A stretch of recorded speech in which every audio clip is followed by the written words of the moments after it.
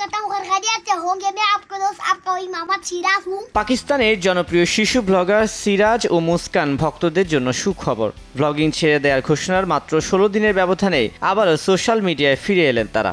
জানালেন ব্লগিং ছাড়ছেন না, কারণ নিয়মিত পড়াশোনা করায় বাবা তাকে আবারও ব্লগ করার অনুমতি দিয়েছে।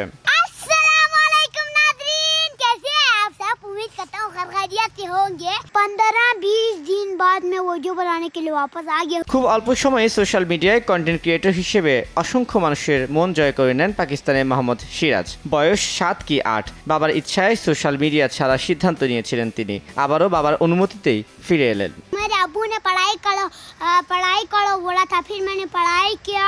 देखो अभी मैं व्लॉग बना रहा हूँ। ব্লগিং ছেড়ে দেওয়ার ঘোষণার পর গত 28 মে প্রথমবার বাবার ব্লগে ধরা দেন সিরাজ ও মুস্কান। তখন সিরাজের বাবা জানান আজ স্কুল বন্ধ, তাই বাচ্চাদের নিয়ে ঘুরতে বের হয়েছি, তারা দুজনই ভালো আছে। এরপর 1 জুন নিজের পুরনো বেশে ধরা দেন সিরাজ। সালাম দিয়ে সবাইকে জানান তার ফিরে আসা সুখবর। এই সময় বাবাকে সিরাজ বলেন, বাবা আমি কি এখন প্রতিদিন ব্লগ করব নাকি মাসে একবার? তখন সিরাজের বাবা বলেন, ঠিকমতো পড়ালেখা করলে তুমি নিয়মিত ব্লগ করতে পারবে। मैं अब्बू को पूछता हूँ आज से मैं व्लॉग बनाऊँ या नहीं बनाऊँ। मैं व्लॉग डेली बनाऊँ या 1 महीने में बनाऊँ, आप पूछे ना।